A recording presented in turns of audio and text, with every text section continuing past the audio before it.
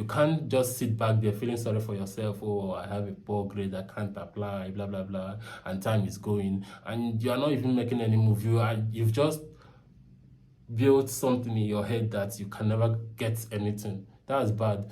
You can't keep doing that to yourself. Hello guys, and welcome back to Augment TV.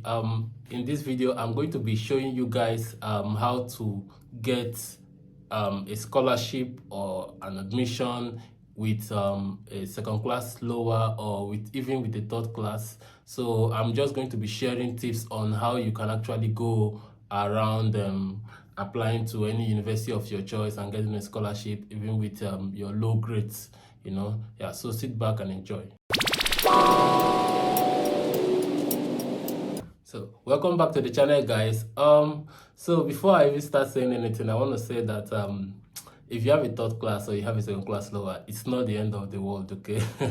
I know in my previous videos I've always tried to emphasize on the need to have a first class or a 2-1, to have scholarship. But if you have a 2-2 or even a third class, that doesn't mean you should kill yourself or that you can't get a scholarship. It's possible to get a scholarship. That's just the thing. It's just for you to know what to do. You just have to know exactly the steps to follow. That is it. You're going to get a scholarship even with that. But then you shouldn't forget that having that 2-2 or third class, it actually makes you to be less competitive than someone who has a first class. If you want to be realistic, you will understand that someone who has a first class has more chances of getting a scholarship than you. But it's just the same, just like maybe someone who has a first class can be said to have talent, then someone who has a third class can be said to be hardworking. Just this scenario now. So if someone who is talented doesn't put in the hard work, someone who is hardworking will still surpass the person who is talented. So that's just it. It's a game. So you just need to know what to do, exactly what to do, and then I assure you, you're going to get a scholarship. So in this video, I'm going to be rolling out tips for you to actually get a scholarship, even with your 2-2 or your third class. So now the first thing I want to talk about is while searching for scholarships, or maybe while looking out for scholarships, you should always try to look out for their eligibility criteria. For example, I think scholarships like all these Chevening or maybe Commonwealth or some of these scholarships, when you are trying to read their eligibility criteria, you will see where they specify maybe must not have below maybe 3.5 CGPA, must not have below, something like that. They will actually specify it for you.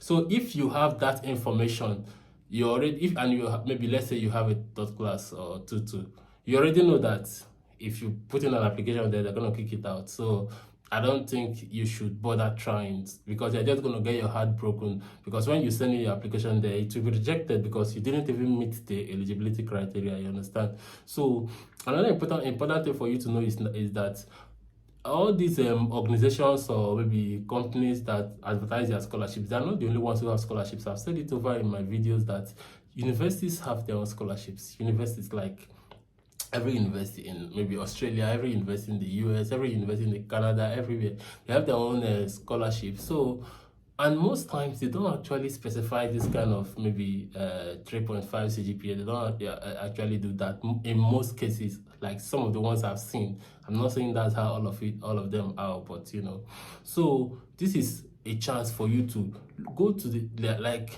what I want you guys to do is go to a university.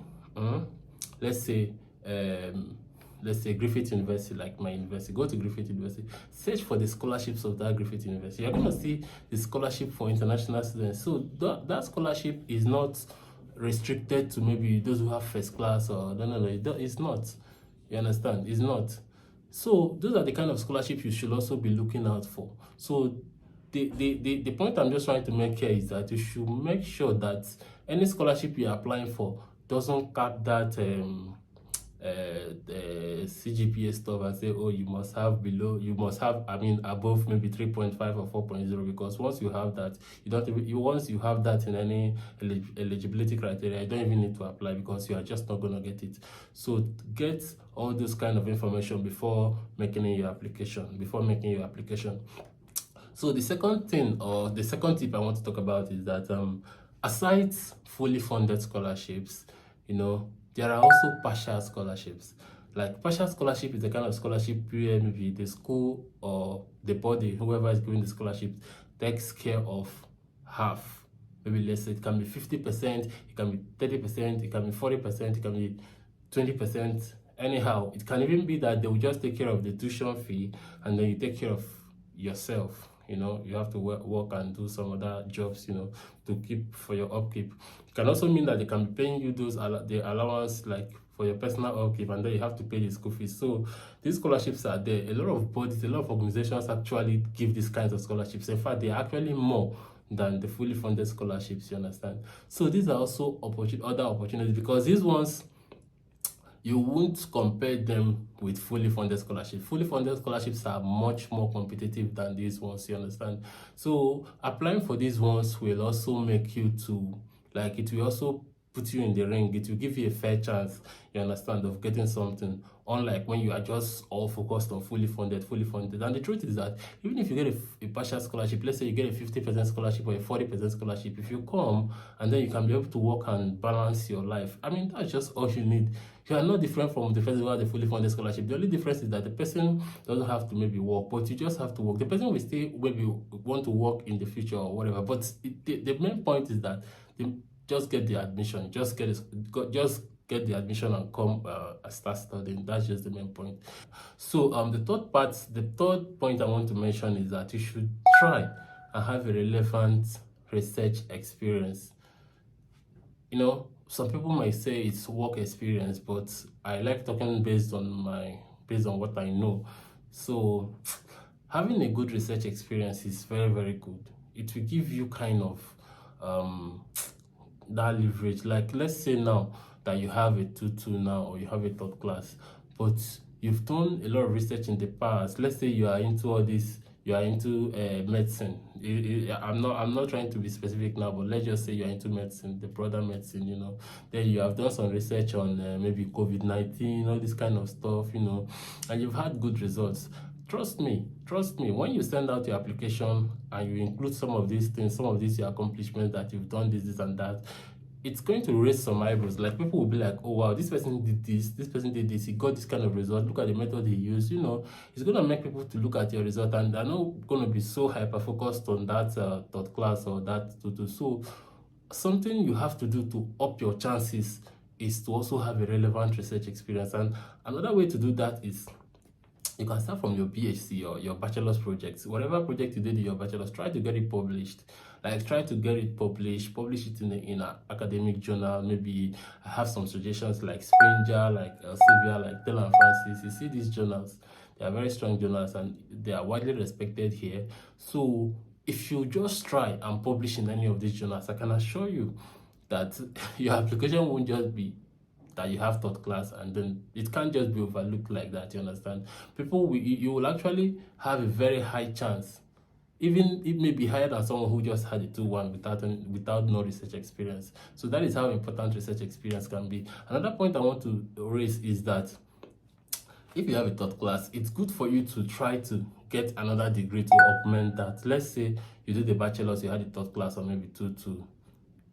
Nothing stops you from doing a master's in maybe your home country, or maybe a PG, just something to augment that first degree, you understand? So that when you are maybe applying for a master's, yes, you already have a master's, but a lot of people also do it.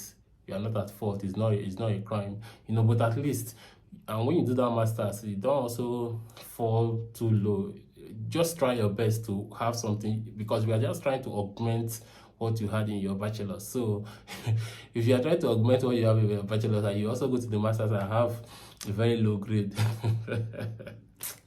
please, I don't want to say what's in my mind, but you just get the point I'm trying to make. You are trying to augment something that is low already, so you have to try and make the second one high so that you can have a case, you can say, oh yeah, blah blah blah, just make some points, you understand? So another thing I want to talk about is that you should have a good motivation letter. You see, motivation letter, there is a motivation letter you can read like this, you will want to cry. Some people are so good in writing motivation letters. I don't encourage lying in your motivation letter, but you can turn anything to a good story. You can turn anything to a good story. So, and it's not just limited to making it into a good story. It's also all about punctuations, about grammar, about paragraph, like the whole writing. It has to make sense. You understand? Let it be something that when someone reads, the person will be moved. Let it be something that when the person reads, he will see that you are well articulate, thing is concise. It don't have to be 10 pages. Good writing is not all about writing 10 pages or 50 pages. No, like I even prefer just 1 page. 1 page is good, but that 1 page is to pass a very, very strong message. So this is not just something you just wake up one night and write. And the truth is that you can actually use one motivational letter to apply to a lot of universities. Just calm down. Even if it will take you 1 month to write it, and write a very, very good one. Write it, give it to people who have experience. Let them try to make some corrections. After the corrections, keep doing it, keep correcting it until you have a pure motivational letter that even you, when you read it, you will start crying. I'm joking, guys. You don't need to cry, but just to get the gist, okay? Now, another tip is that normalize sending cold emails to professors or potential supervisors, or even the school, like to make an inquiry. Let's say you have a HND or you have a third class. It's important for you to try like email the school. Be like, oh, I want to know if this my degree will match so and so course I want to do, because most things here also is based on the course. Someone who wants to do, for example, maybe microbiology, HND can actually do it, but this is not a fact, I'm just giving an example. Maybe HND can do it, but then the same HND may not be able to do, maybe, let's say, medicine and surgery. It's just an example, I'm not stating anything, but you get the gist. So, like, try to send emails to get more information, and this place is so cool because once you send an email, the person will have to respond. When you are sending an email, it's good for you. If you need a response, try to end that email with a question mark. That's a little tip I can give you, or something I learned here.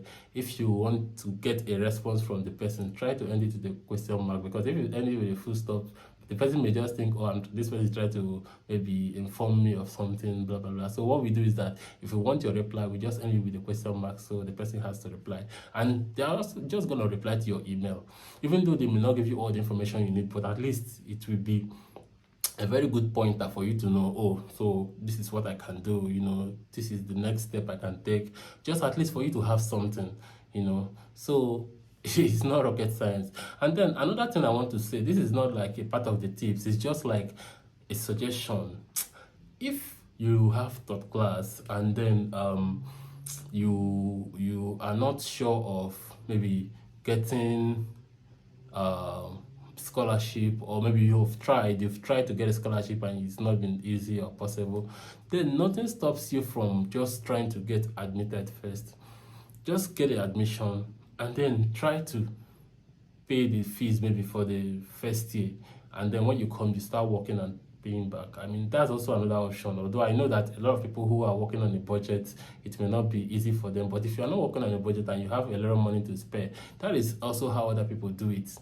If there's a place where you can get a loan from, it's good now. So when you just get the admission, you use that loan to pay maybe part of the school fees. It doesn't even have to be full, maybe part, like 50% of it. Then when you come, you start working and pay back. Like, you must not get a scholarship for you to come to Australia, or maybe for you to go to Canada, or for you to go to UK, or for you to go to US to study, anyway. So it's just all about, you look at the odds, look at how everything is, the cards you've been dealt, you know how to handle it, because you can't just sit back there feeling sorry for yourself. Oh, I have a poor grade, I can't apply, blah, blah, blah, and time is going, and you are not even making any move. You've just built something in your head that you can never get anything. That's bad. You can't keep doing that to yourself. You just have to try. That's just it. You just have to try. Amidst the pain, or amidst the discouragement, so amidst the rejections, you just have to keep pushing, because that's just the only way you can get lucky. When you keep pushing and doing something, one day like that, something will just click, because you don't need all those you just need one yes, just need one accept, and all everything is erased, all the pens are erased. So you just need 1 year. So in the pursuit of that 1 year, you're going to have hundreds and hundreds of no's. But when you get 1 year, come on. So that's just all I have for you guys today. And I really I'm so grateful for the support so far. Like I already have over 1K subscribers. So please, those who haven't subscribed, please subscribe, like, and comment. And if you want to reach me, yeah, I'm more active on Instagram. So please, you can drop your message via Augment TV on my Instagram handle, and once I get your message, I'll reply you. Unless I'm maybe very busy with something during the week, then I can just tell you, oh yeah, let's chat during the weekend. Okay, yeah. So I'll see you guys next week. Bye bye.